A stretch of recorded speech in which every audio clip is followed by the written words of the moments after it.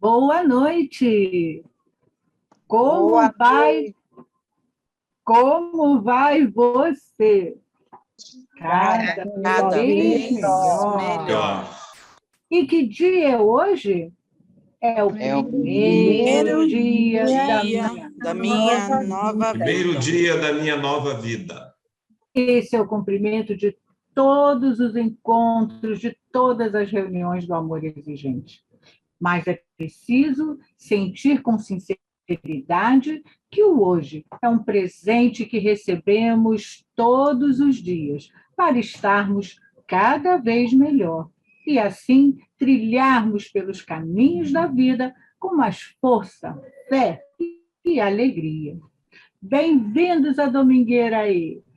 Esta reunião está sendo gravada e o arquivo ficará disponível no site da FEAE, da Federação de Amor Exigente, e também no YouTube. Esta reunião não é uma reunião de partilha, mas um encontro de domingo para estudarmos e refletirmos juntos. A Federação de Amor Exigente traz hoje para a nossa querida domingueira a Lenira Godinho, com o tema Alcoolismo, uma doença silenciosa. Lenira hoje vai fazer a nossa espiritualidade e vai fazer também o nosso estudo da noite. É com você, Deraldo. Sejam todos muito bem-vindos, conscientes de que estar no amor exigente é nos colocar a serviço da sociedade e participar de uma transformação nela através de um programa de auto e mútua ajuda, mudando comportamentos e aumentando a nossa qualidade de vida. A Federação de Amor Exigente traz hoje para o nosso encontro Lenira Godinho, voluntária do Amor Exigente no Rio de Janeiro. Lenira, é com você. Boa noite a todos. Como o Ederaldo falou, sou Lenira Godinho, estou no Amor Exigente há uns 30 e poucos anos, já tenho um bom tempo, e cheguei ao grupo por um desafio na minha família, que graças a Deus e ao grupo eu consigo manter a minha serenidade e consigo estar hoje aqui com vocês falando de um assunto tão importante que é o alcoolismo, que é uma doença, né? Mas antes eu vou fazer a espiritualidade e vou pedir ao Ederaldo, por favor, para colocar a tela, que eu vou compartilhar com vocês essa tela.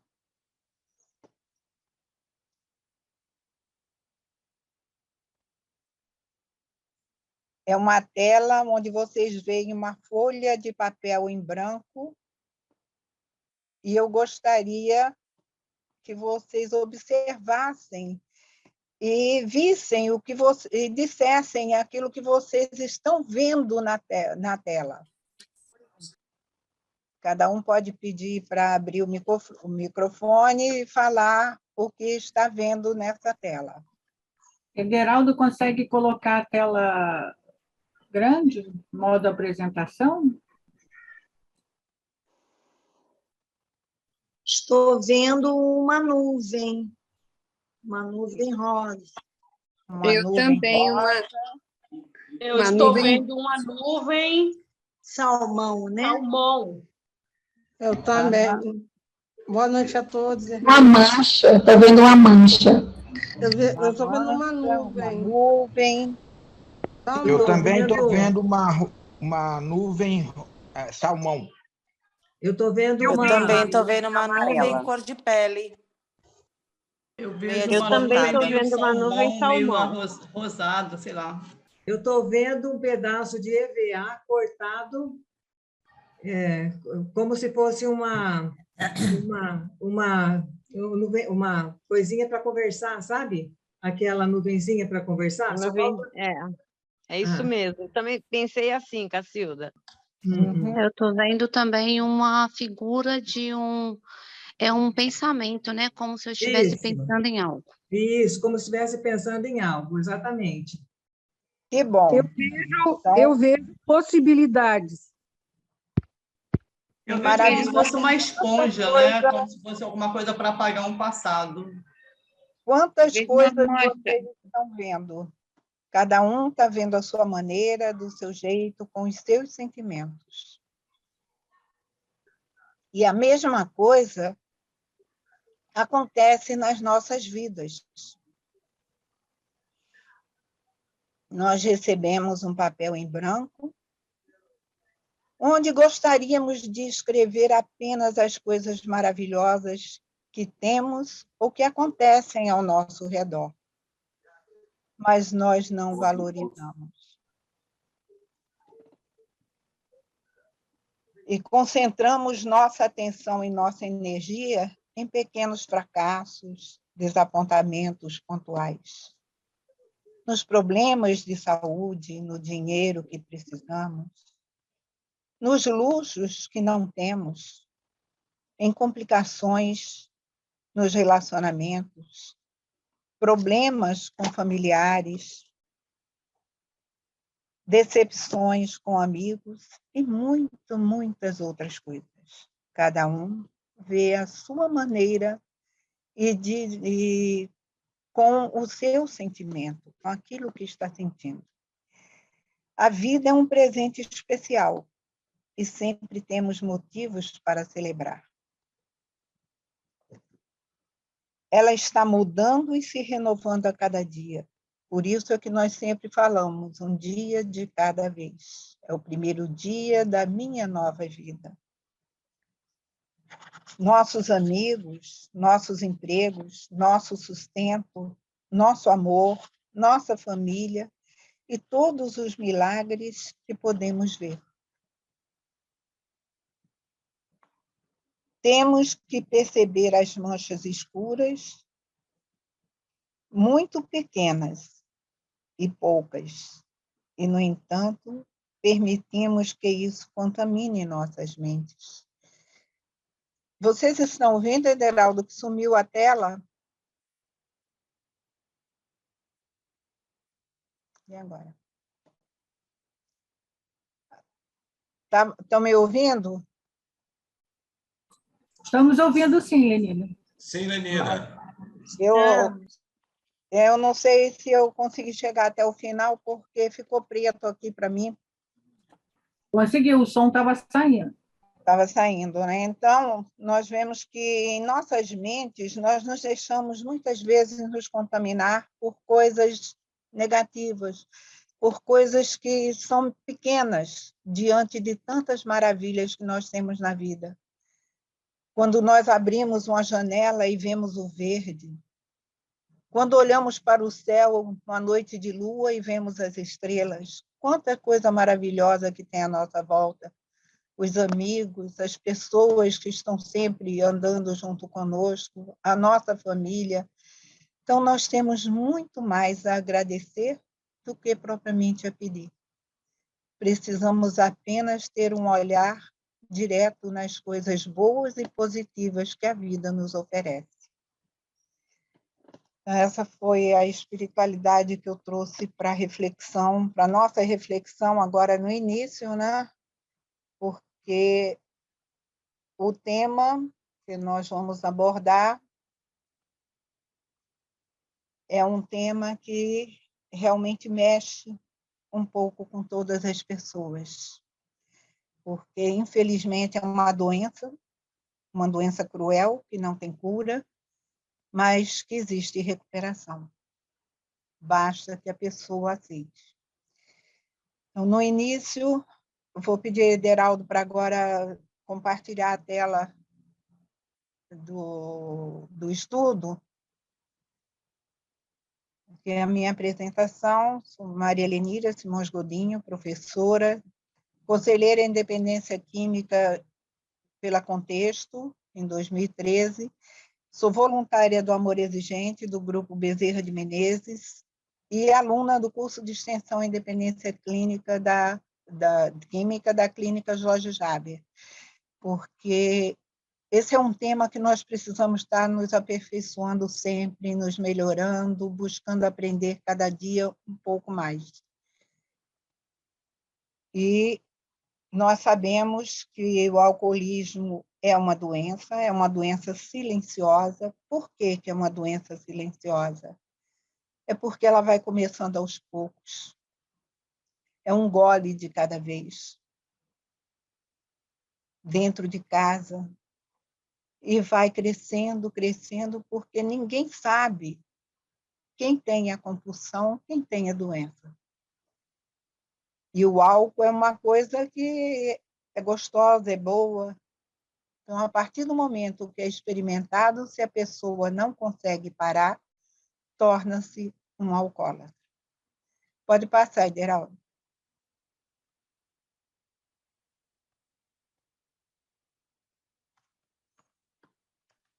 Tem como passá-lo? Não trocou o slide, não? Não, eu passei para a Luciana. Não, eu sei, eu já modifiquei o slide aqui. Não mudou na tela? Não mudou, não, ainda está na primeira tela, alcoolismo, a doença silenciosa.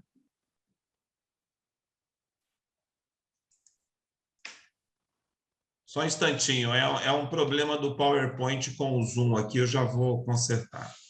Tá ok. E agora? Tem uma antes dessa. Tem uma? Tem. Andei por vários bares. Essa é a primeira. Então, esse texto é o desabafo de um dependente químico, de um alcoólatra, que está buscando a recuperação. E que muitas vezes a gente passa num bar e condena aqueles rapazes, aquelas pessoas que estão bebendo sem parar. E, no entanto, eles sofrem, e sofrem muito. São pessoas que têm uma doença. Então, aí nós vamos ver o desabafo de um alcoólatra. Andei por vários bares buscando liberdade, alegria, felicidade. Confesso, só encontrei olhares tristes e sombrios, ostentando amargura, e lentamente observei, instalando no meu peito sussurros de dor profunda, melancolia, angústia. Ó triste vida, quando irei encontrar a paz? Então, é um sentimento de uma pessoa que está querendo entrar em recuperação e que sente a dor da doença do alcoolismo. E não é fácil para eles largarem, mas que existe realmente a recuperação. Então, eles se sentem, ao mesmo tempo que eles sentem alegria, felicidade quando estão bebendo, no interior eles estão tristes e sombrios, porque eles sentem muita amargura. E aí eles vão percebendo o quanto essa doença é triste e dá muita dor. Não só a eles, mas a todos que convivem com eles. Pode passar a segunda. Bebidas alcoólicas. Nós vemos aí a imagem de uma família brindando numa refeição, seja almoço, jantar, estão comemorando alguma coisa, estão brindando. E brindando com álcool. Por quê? O álcool é uma droga liberada. Entra nos lares como estímulo de alegria, mas que pode ser porta aberta para a dependência química. A gente não sabe qual deles poderá ter a doença. Mas o álcool está em todas as festas, em todas as comemorações, presente. Ao falar em dependência química, o alcoolismo deve ser considerado em primeiro lugar, porque quase ninguém vê o álcool como droga, porque o álcool é liberado. Drogas são as drogas ilícitas, né? E trata-se de um problema gravemente difundido na sociedade, devendo se desfazer logo de início a noção prevalecente de que o álcool é um mal menor, porque não é um mal menor. E nós vamos ver por quê. Essa escolha do alcoolismo se deve também a uma concepção pessoal de vida. Pode ser por família, né, de vir de geração em geração, mas pode ser também por uma escolha da pessoa. A pessoa escolheu beber e continuar sempre bebendo. Pertencemos a uma geração que apontou com maior virulência as substâncias químicas ilícitas como grande inimigo, como que absolvendo o álcool. Então, as drogas ilícitas eram um perigo, o álcool não. E quantos dessa geração não ouviram de seus pais: meu filho, por que a maconha? Por que não toma um chope como todo mundo? Quanto engano! O chope, o vinho, seja que bebida for, é o que vai levar a outras drogas. E as pessoas se preocupam muito com vários tipos de drogas, mas esquecem que elas todas são advindas da pior delas, que é o álcool, que normalmente é a primeira a ser experimentada dentro da própria casa. É normal nas casas se ter uma bebida alcoólica, se tomar um vinho numa refeição, uma cerveja, isso é normal. E é daí que muitas vezes, quase sempre, eles partem do álcool para outras drogas. Quando o álcool já não satisfaz, eles buscam a cocaína, buscam a maconha, buscam o êxtase, outras drogas para que chegue ao mesmo estágio que eles sentiam logo que começaram a beber. Durante muito tempo, prevaleceu a ideia de que drogas sejam somente as substâncias ilícitas, absolvendo o álcool, que não faz parte dessa categoria, e então toda uma geração foi posta em risco. Devido a essa liberação do álcool, o álcool ser uma droga, pode passar outra, ser uma droga liberada, uma geração inteira foi posta em risco, porque podia-se beber, pode-se, ainda hoje o álcool é lícito, não, vocês têm, em qualquer lugar vocês encontram bebida alcoólica. Nós vamos ver um pouco do histórico do álcool. Quando nós falamos em álcool, não é uma coisa de agora. De acordo com evidências arqueológicas, o ser humano consome bebidas alcoólicas desde a pré-história. De muito, muito tempo atrás, desde a pré-história, o álcool já era conhecido, já era usado.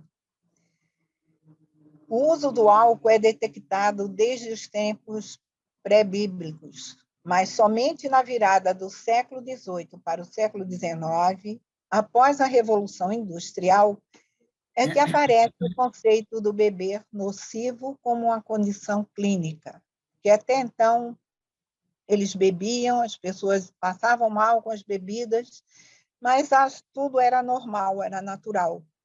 Só após, entre o século XVIII e o século XIX, é que veio a se perceber que o álcool fazia mal ao organismo físico da pessoa. A saúde física comprometia, não só a saúde física, como nós vamos ver também que a saúde mental e espiritual, né, mais à frente. Então, o álcool é uma coisa nociva. A produção do álcool que o homem estava acostumado até o século XVIII era artesanal e predominava, portanto, as bebidas fermentadas, os vinhos e alguns tipos de cerveja. Com a Revolução Industrial Inglesa, passou-se a produzi-las em grandes quantidades, o que diminuiu seu custo. Ficou mais barato, mais fácil de ser comprada, né, e usado. E, além disso, desenvolveu-se o processo de destilação dos fermentados, técnica capaz de aumentar muito as concentrações alcoólicas. Daí acontecerem cada vez mais e mais fortes as bebedeiras, as pessoas passarem mal com o uso do álcool. Todas essas mudanças permitiram que um número muito maior de pessoas passasse a consumir o álcool com frequência, Era barato, era gostoso, é gostoso, não? Agora não está barato, mas naquela época era barato, e então as pessoas começaram a consumir com mais frequência.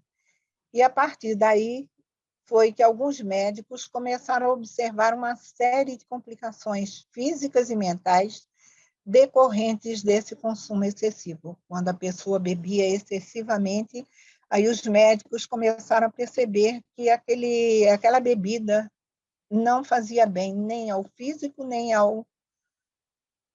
à mente, né, da pessoa. A pessoa acabava ficando perturbada, não sabia o que fazia, passava mal e trazia uma série de complicações e doenças. Thomas Trotter disse: o hábito da embriaguez é uma doença da mente. Essa foi a primeira vez que a palavra doença foi relacionada ao álcool, porque antes as pessoas se sentiam mal, procuravam os médicos, mas não era considerado ainda como doença. A partir daí, então, é que começou a se observar que realmente o alcoolismo é uma doença, que provoca tem vários sintomas, e leva a pessoa a várias perturbações, inclusive mental. Entre todas as substâncias psicotrópicas, o álcool é a substância cujo início de consumo é mais precoce, pouco mais de 12 anos de idade. Vocês veem nas gravuras, desde a pré-história até os tempos de hoje, o álcool sendo usado, né? E uma criança segurando uma garrafa de uísque. Infelizmente, isso acontece muito, porque o álcool, além de ser uma bebida liberada, ela está dentro das casas, dentro dos lares. E quando, o que nós sempre falamos e aconselhamos é que quando você tem um problema em casa, um dependente químico ou com um dependente de álcool, é necessário que evite ter bebidas alcoólicas dentro de casa, porque é um estímulo para eles. Então, e é um perigo, porque se tem dentro de casa é mais fácil, né? Se não tem, eles vão procurar em outros lugares, vão procurar nos bares, mas é uma coisa que a gente deve fazer um esforço imenso para não deixar bebidas alcoólicas dentro de casa se tivermos algum problema de algum familiar com a dependência do álcool. Pode passar.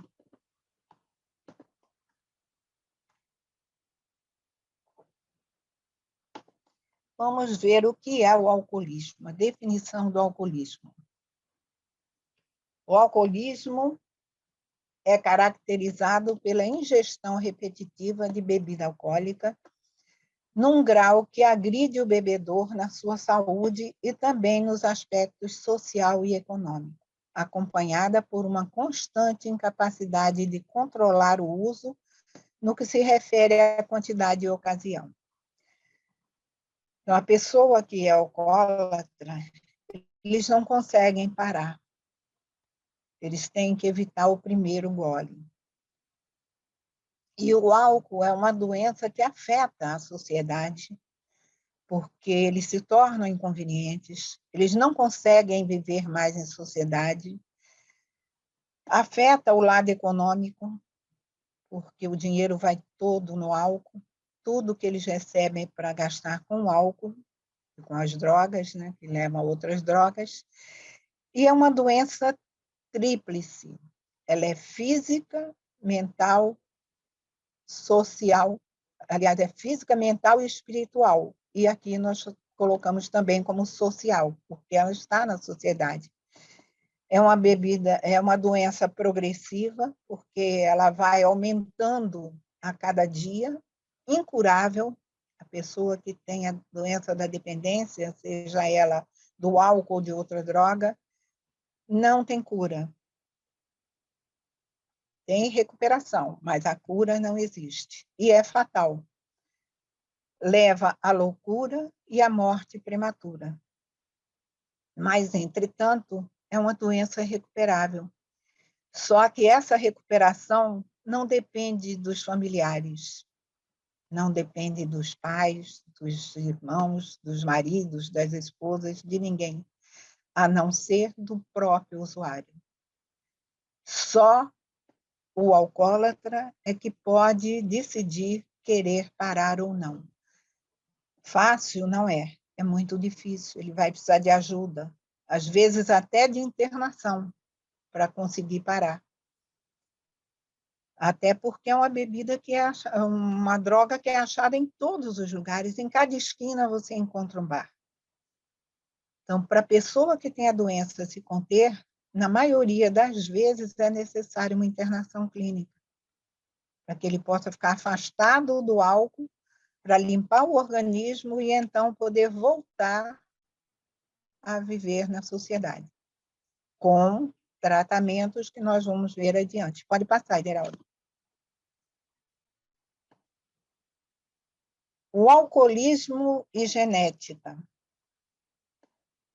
Geralmente, fatores genéticos tendem a ser mais importantes em etilistas graves, nos que abusam de múltiplas drogas psicoativas, e naqueles que iniciam o consumo de álcool na adolescência e na juventude.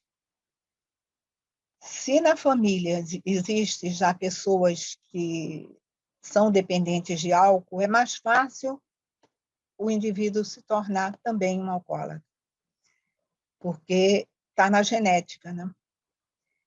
Mas também existem pessoas, indivíduos, com traços de personalidade e temperamento, como imaturidade, impulsividade, comportamento antissocial ou explosivo, e com traço herdado, e esse traço herdado pode ser direto ou indireto. O direto é o de maior risco quando vem de pai para filho. Se o pai é alcoólatra, o filho pode vir a ser, não quer dizer que tenha que ser, não.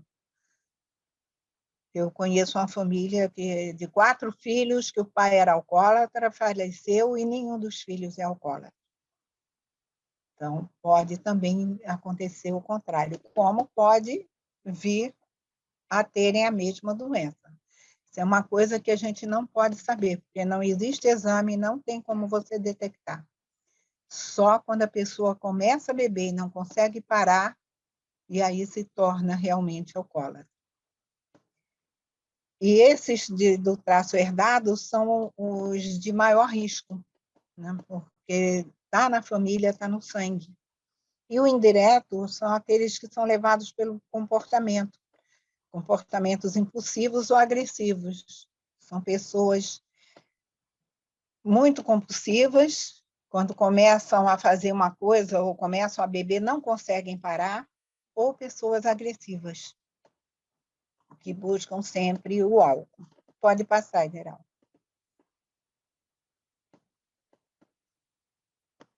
Agora nós vamos falar do alcoolismo e os mecanismos de defesa. Porque essa doença ela é tão ingrata que a pessoa fica tão envolvida com a doença e com o álcool que ele não consegue aceitar de maneira nenhuma que é uma doença. É uma coisa que é difícil. Eles não querem ouvir, não querem saber, e para eles não são doentes.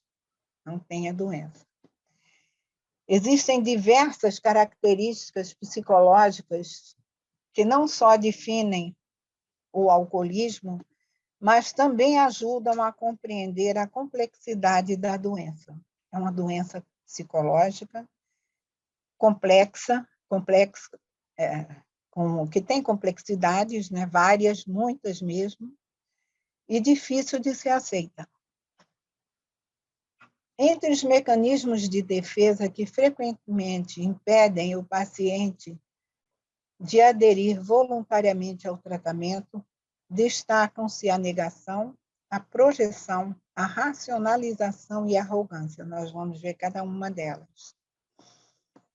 E como eu falei no começo, normalmente eles não aceitam que são doentes, nenhum deles.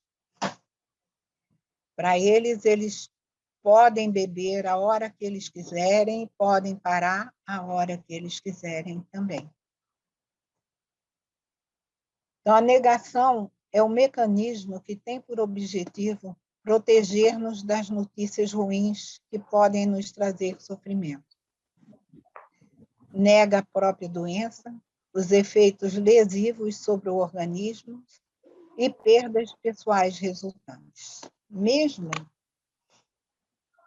eles tendo as perdas, eles não aceitam que aquilo foi por causa do álcool. Porque o álcool, para eles, é uma coisa boa, que eles se sentem bem no começo, né? É o quê? Aí nós vamos ver a projeção. Vocês estão ouvindo bem, então, né? Sim, Lenira, tudo bem. Tá ok. A projeção é uma característica perigosa do alcoolismo. Consiste em atribuir a outras pessoas ou circunstâncias da vida a responsabilidade pelo mal-estar que toma conta do bebedor. Geralmente, eles bebem e passam mal, se sentem mal, mas eles nunca são culpados. Eles projetam esse mal-estar, projetam tudo o que eles estão sentindo em outras pessoas ou em outras coisas. Eles não bebem porque querem, eles bebem porque o filho saiu de casa, porque o pai brigou, porque a mãe não deixa namorar, e por vários outros motivos, mas nunca é porque eles querem. Eles projetam sempre o problema do alcoolismo no outro ou em várias circunstâncias da vida. Eles tiram totalmente a responsabilidade deles. E o que justifica isso? Eles têm uma baixa autoestima social, eles se acham inferiores, se acham os coitadinhos, né?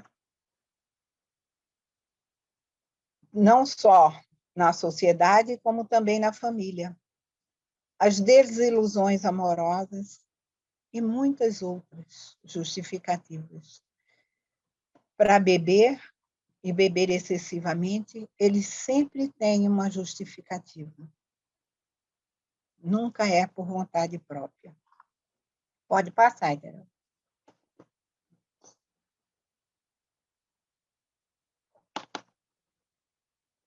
Vamos agora ver a racionalização. O intelecto do indivíduo é utilizado para encontrar os mais variados argumentos que justifiquem a bebida. Geralmente, o dependente químico ele é muito inteligente. A maioria deles. Essa característica faz do alcoólatra, no caso, um ser manipulador. Eles são tão inteligentes e são tão ricos em argumentos que convencem as pessoas à sua volta de que eles têm motivos para beber. Eles manipulam o tempo todo, o tempo inteiro. Eles entram em conflito com eles mesmos, eles sentem um desamparo, têm medo, mas a vaidade fala mais alto. E eles sempre jogam a culpa no outro. Eles se apresentam sempre como vítimas, exibindo autopiedade e alguém muito infeliz. Porque eles não aceitam que eles têm uma doença. Para eles, eles são pessoas sadias e que podem beber tranquilamente, sem motivo nenhum, sem ter problema algum. E tem também a arrogância. Convém não esquecer que estamos falando de um ser que frequentemente sofre de algum mal-estar físico, com perda de saúde, com significativa queda de desempenho em todos os aspectos de sua vida. Porque o álcool leva a isso. Eles perdem a saúde, começam a vir os problemas de saúde, afeta fígado, afeta estômago, afeta o pâncreas, aí começam a vir os problemas de saúde e também os aspectos do desempenho no trabalho, em casa, eles não conseguem mais fazer as coisas como antes.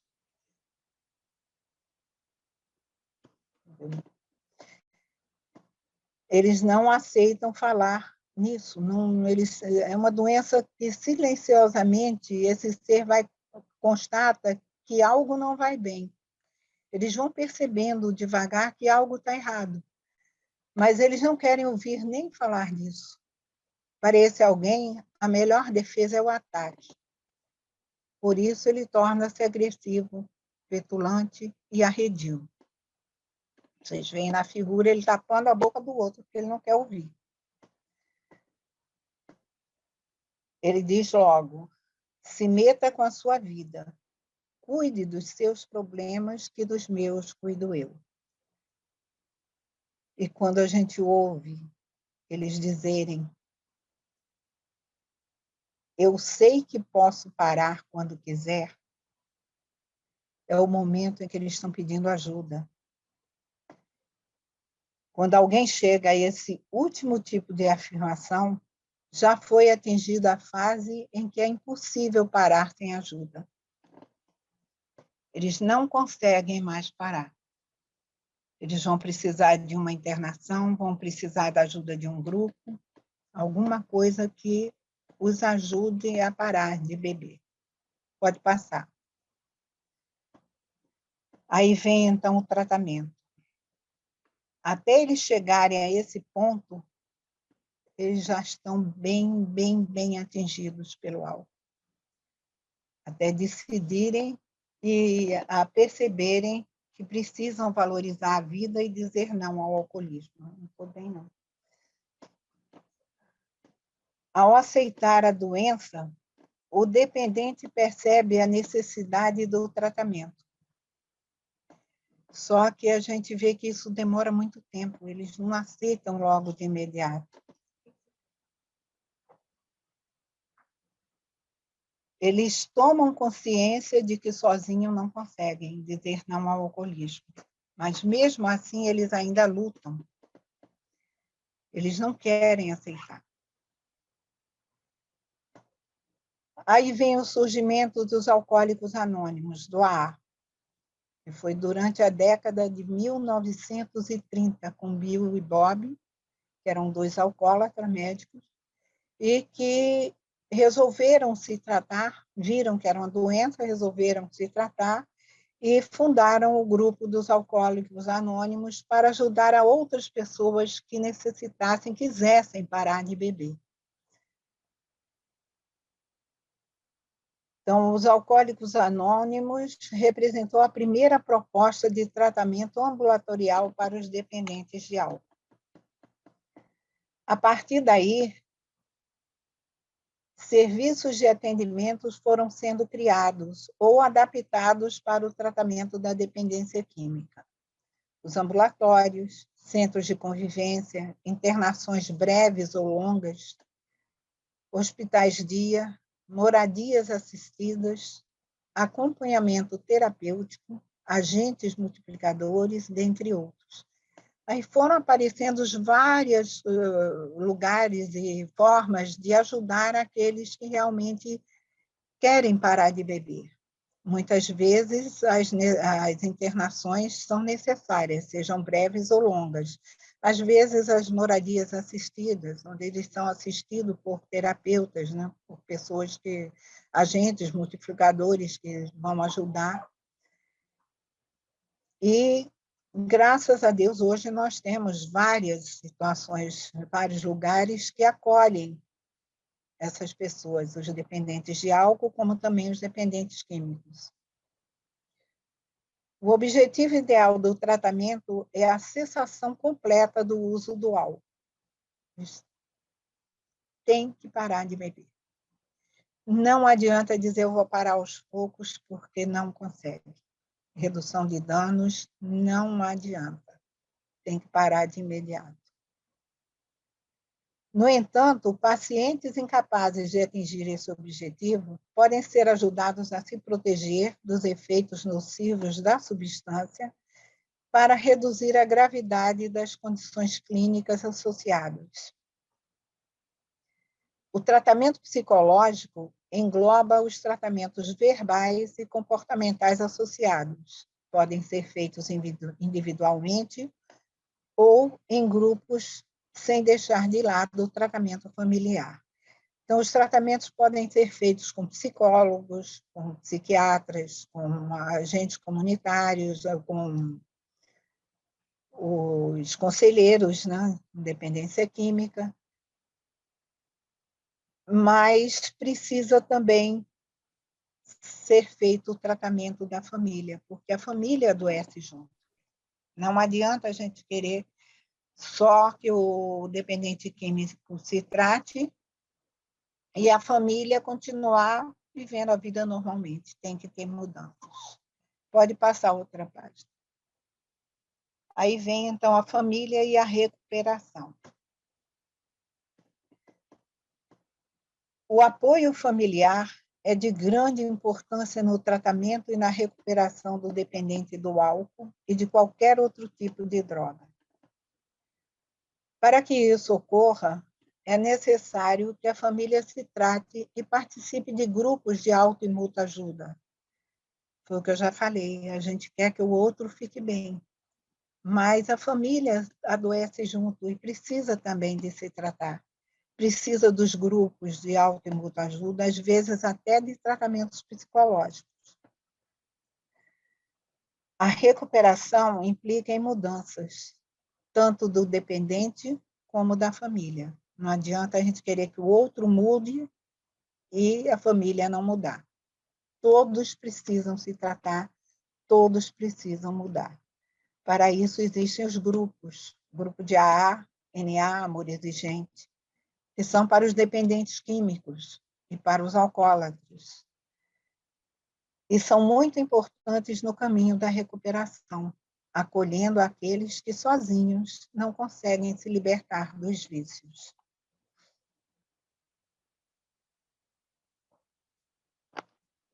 Então, os grupos são de grande importância no tratamento não só do alcoolismo, mas de qualquer outro tipo de droga. Temos os grupos do AA, do NA e o Amor Exigente, que cuida e acolhe essas pessoas que buscam ajuda e que sabem que não conseguem se libertar sozinhos dos vícios. E existem também os grupos familiares, o Alanon, Naranon, o Amor Exigente, que abraçam as famílias, amparando-as, para que possam ajudar na recuperação de seus entes queridos e na sua própria recuperação, que a família sozinha também não vai conseguir. E os grupos têm uma grande importância na ajuda familiar para que possamos enfrentar as situações que sozinhos não conseguimos resolver. A recuperação leva a todos à busca de uma melhor qualidade de vida, independente do problema existente. Então, nós sabemos que mesmo com o problema, nós não vamos conseguir sozinhos recuperar. E hoje nós temos os grupos de auto e mútua ajuda. Nós temos o nosso grupo do Amor Exigente, que acolhe com tanto amor e com tanto carinho a todos os familiares, a todos aqueles que sabem que sozinhos não conseguem resolver e sair da situação, mas que juntos somos muito mais. Então, os grupos têm um valor imenso, tanto para os dependentes do álcool, como para os familiares. E é por isso que hoje nós estamos aqui reunidos, falando sobre a dependência química, falando sobre o alcoolismo, essa doença que não tem cura, mas que é recuperável. E que, graças aos grupos, graças a esse trabalho maravilhoso, que é voluntário, onde nós encontramos um grande e imenso amor, que nós conseguimos superar aquilo que sozinho não podemos fazer. Era isso que eu tinha para trazer para vocês. Vou abrir agora para algumas perguntas.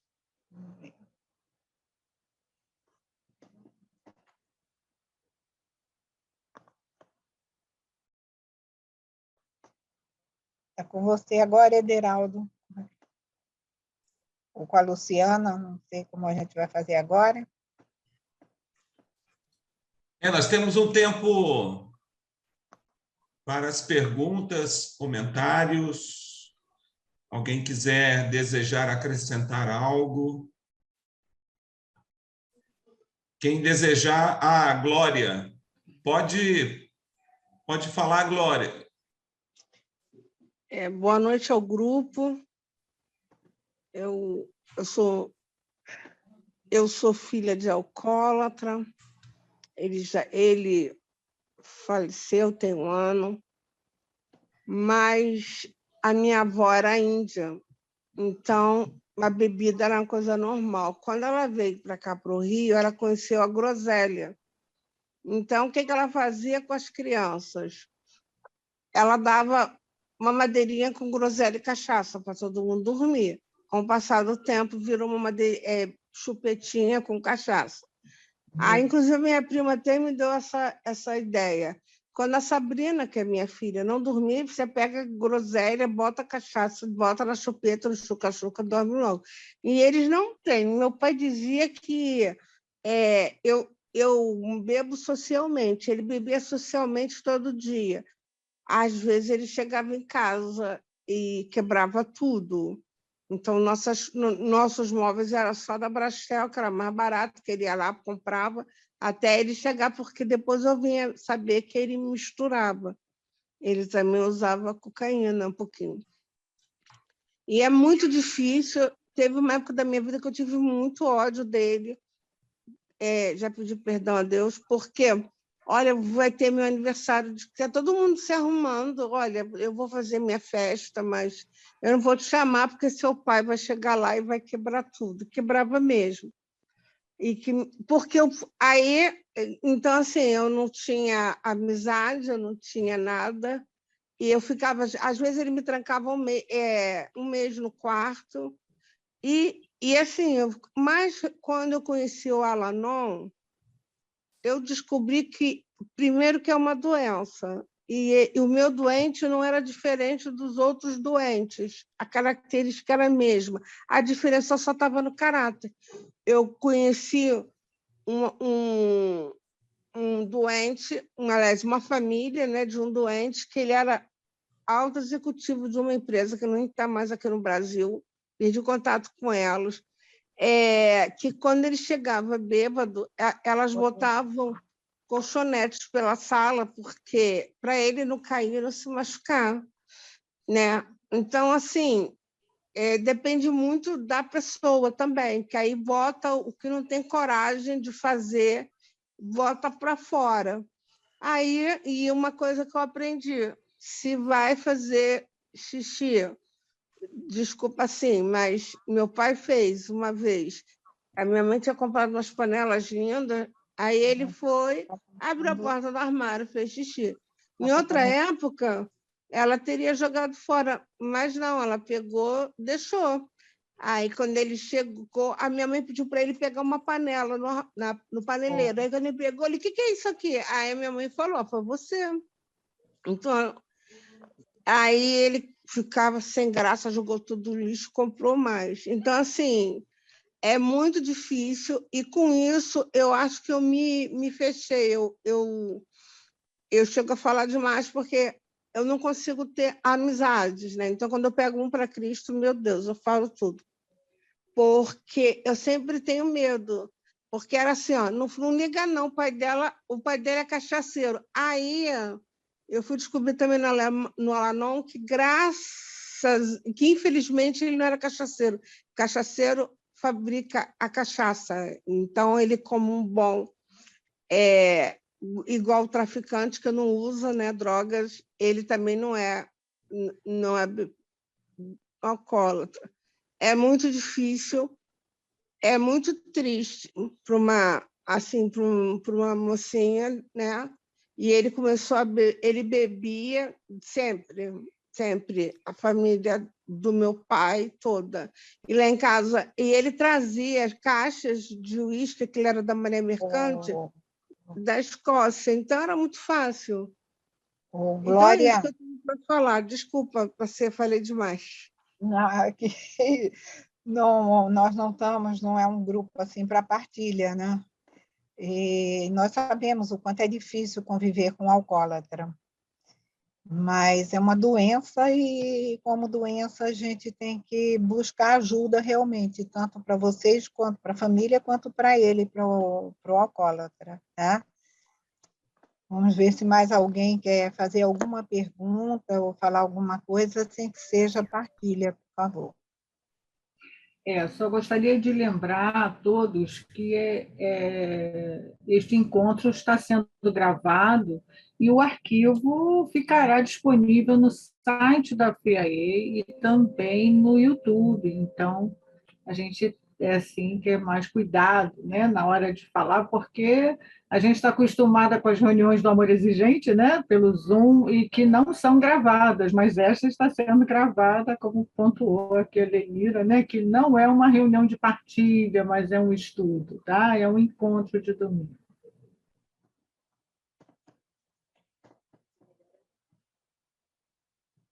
Luciana, posso falar? Pode, querida. Eu quero corroborar o que disse a Lenira, no sentido da família se preparar, da família ir buscar ajuda, porque se a família não se envolve, é a mesma coisa que enxugar gelo, sabe? Porque eu observo o seguinte, se tem uma festa, aí as pessoas dizem assim, uai, ninguém vai poder beber agora porque o outro vem na festa? Então, outra coisa que a Lenira falou muito bem, acabar com as bebidas dentro de casa, inclusive vinagre, álcool, álcool 70, acabar com isso tudo dentro de casa, pelo menos no começo do tratamento. Então, eu queria reforçar a questão da família, e eu percebo que muitas famílias entendem como o problema é dele. Agora eu não vou beber mais? Agora eu não posso ir em festa? Agora eu não posso brindar porque o problema é do outro? Sim, o problema é da família também. E se a família não se envolve, dificilmente o êxito chega para essa pessoa que é alcoólatra. É isso.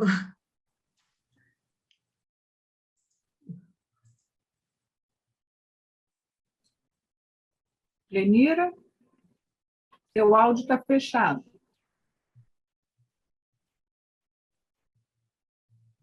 Alguém mais quer falar? Lenira falou um pouco, falou da espiritualidade, né? Apresentou a espiritualidade, apresentou também vamos chamar desse estudo, né? Esse estudo mais aprofundado, né? Sobre a dependência química, sobre o alcoolismo especificamente. E quando ela fala na espiritualidade dela, né? Quando ela bota aquela tela branca, ela faz uma pergunta, né? O que vocês estão vendo? E nós focamos aonde? Na manchinha, né? E a tela branca? A tela branca são todos os recursos que nós temos à nossa disposição, né? E a gente não olha para mais nada, olha para o problema. Me incomodou, me chamou a atenção, né? Como trouxe a outra pessoa, é meu pai que as pessoas não querem que vá à festa. Tem uma festa, mas as pessoas focam, né? Naquela questão, naquele desafio. Então, é assim, muita reflexão que a Lenira trouxe hoje na espiritualidade dela e que a gente, a partir de agora, tem que parar para observar, né? Quando acontece alguma coisa, né? Um desafio aparece no nosso caminho, será que a gente está observando em torno disso os recursos que a gente tem, toda a nossa experiência, toda a nossa boa vontade que a gente pode usar como recurso, né? Para aquele problema não ficar tão em evidência assim na nossa vida, né? A gente conseguir respirar, conseguir ver outras coisas, como disse a participante aqui ainda há pouco, né? Como aquilo virou realmente um problema na vida, né, deles, e até hoje ela traz esse peso, né, e essa questão de falar, desabafar o tempo todo, né. Lenira, está voltando aí, Lenira? Voltei. Desculpa, mas eu precisei dar uma saidinha rápida. Tá. Eu comentei aqui a sua espiritualidade enquanto você se ausentou.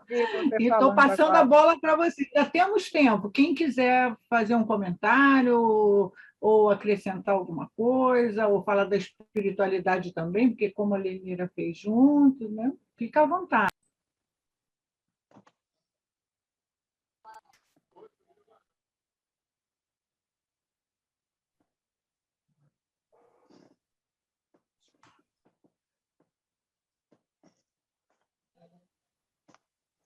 Pessoal, a gente sabe o quanto é difícil, né, falar sobre essa doença e falar sobre quando nós temos o problema em casa é muito complicado.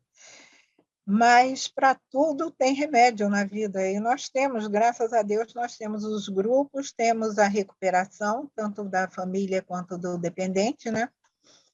E é enfrentar a situação, não tem como a gente fugir. Tem que realmente a gente tem que segurar e procurar estudar, procurar entender a doença. O mais fácil para o familiar é quando ele busca entender a doença através dos estudos e dos conhecimentos, ver o porquê dessa doença, né? Então fica mais fácil da gente aceitar e enfrentar a situação, né?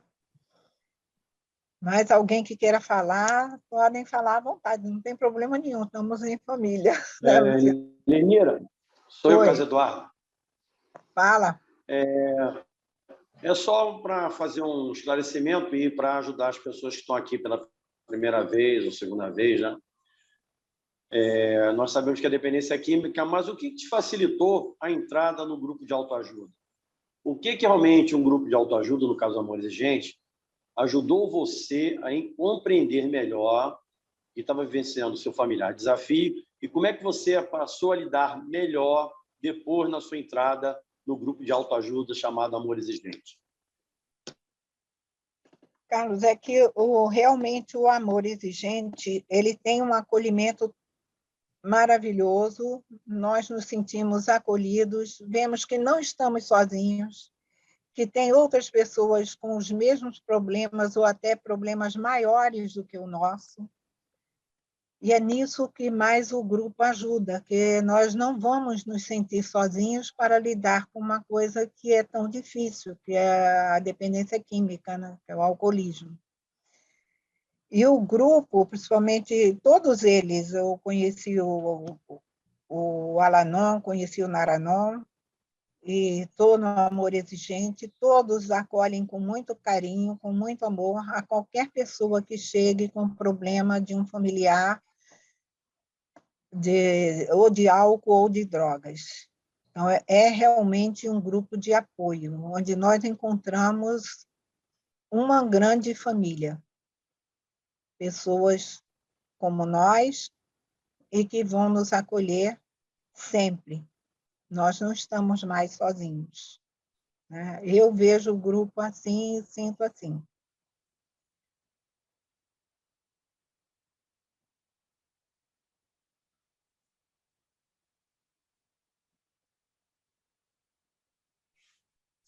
É isso, Carlos? Sim, nada a acrescentar. É isso mesmo. Ele nos fortalece e sabemos que, a partir daquele momento, quando entramos no grupo, não estamos mais sozinhos. Isso nos ajuda a caminhar, realmente. É fundamental isso. Obrigado, Lenira.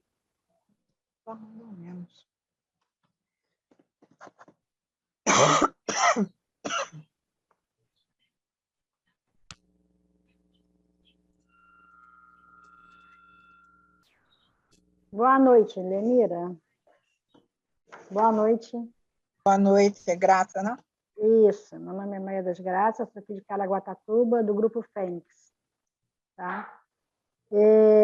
Não, eu gostaria de fazer uma pergunta, assim, porque é um assunto realmente bem delicado, né?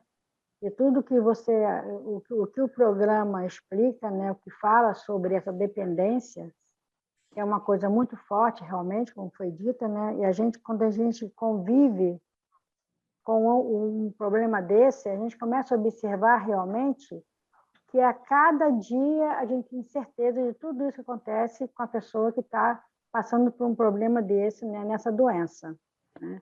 Porque quando a gente começa a deparar com isso na família da gente, a gente começa a achar o início, né? É que está porque quer, para quando quer, está fazendo que está curtindo, né? Quando chega uma hora que você começa a observar realmente o dano que está trazendo ao seu familiar, tanto socialmente como psicologicamente, sabe? E está trazendo só danos para a pessoa, você começa a ficar apavorada, né? E você quer intervir para ajudá-lo, né? Só que você se torna uma pessoa, às vezes, sabe, assim, inconveniente, né? Que você falou. Ele não aceita, ele não enxerga, né?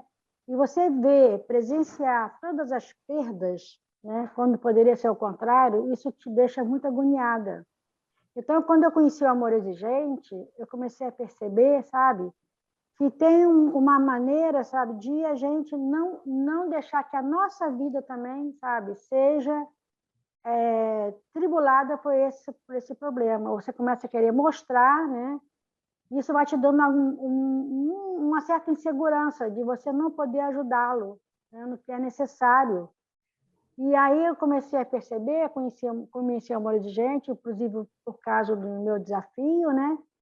E hoje eu agradeço, porque eu conheci um programa que não é só para isso, é para uma qualidade de vida, que está trazendo para mim também, para o meu dia a dia, para a minha família.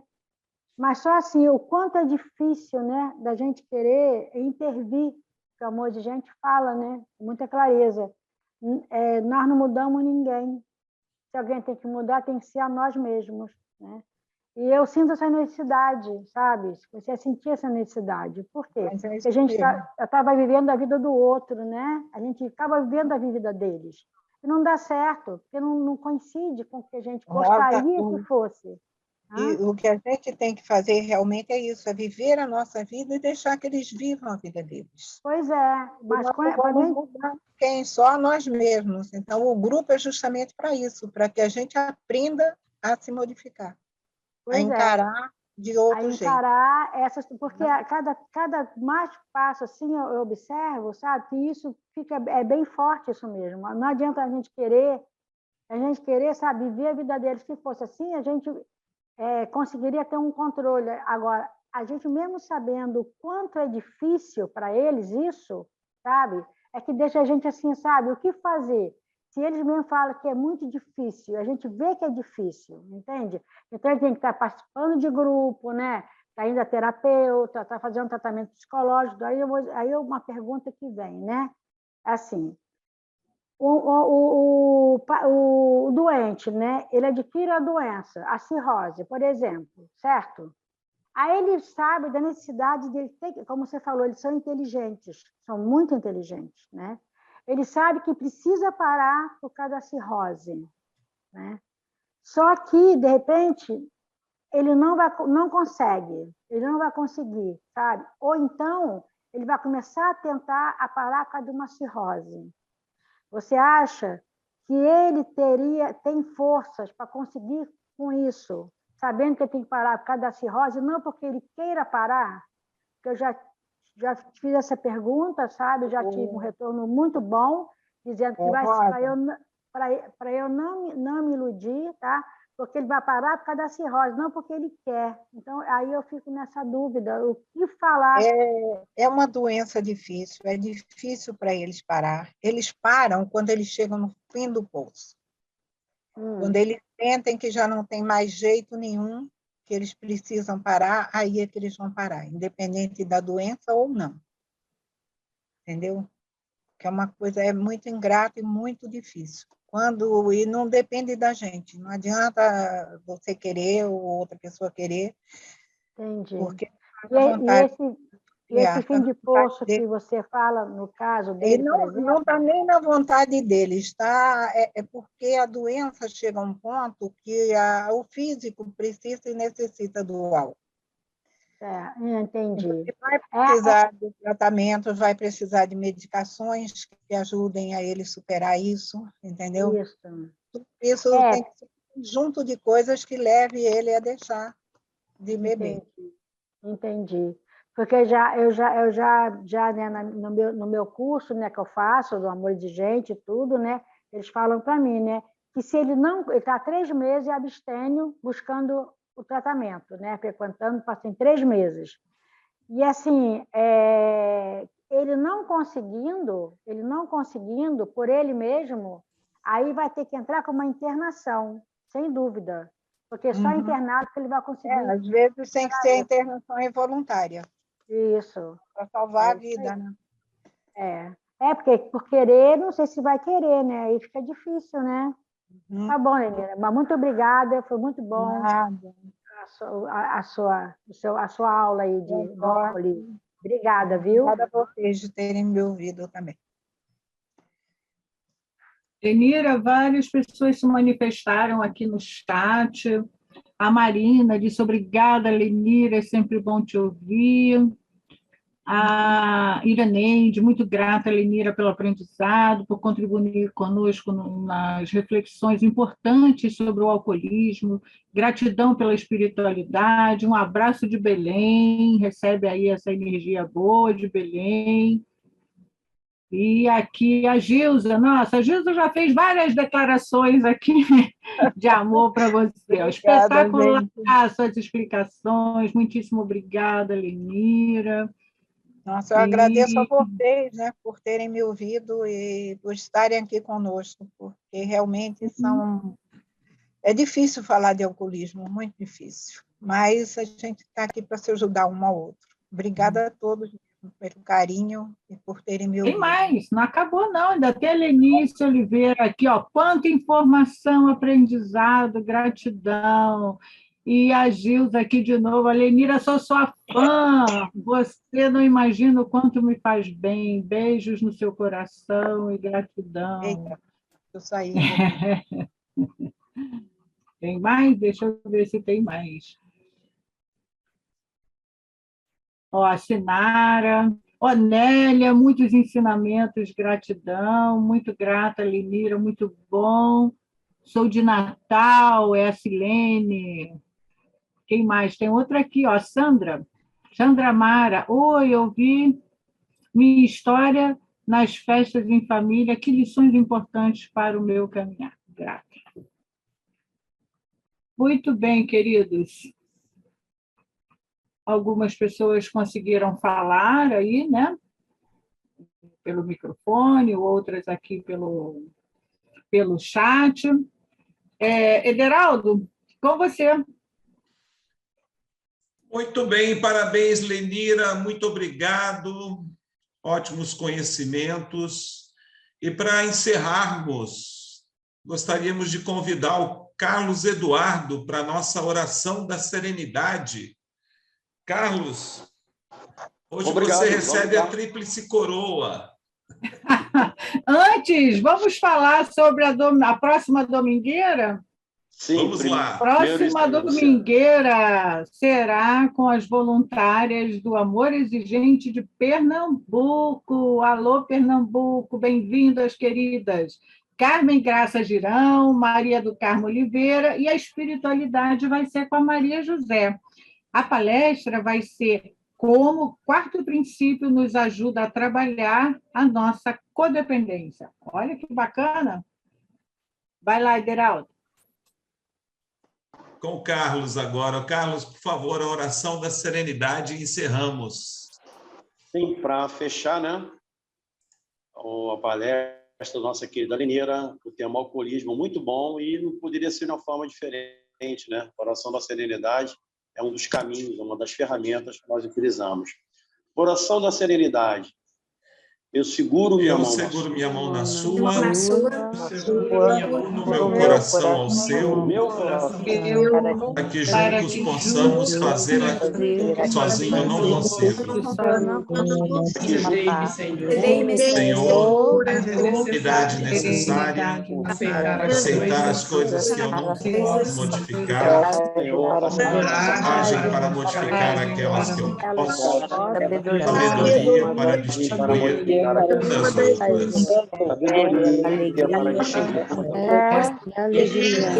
força, fé e alegria. Alegria.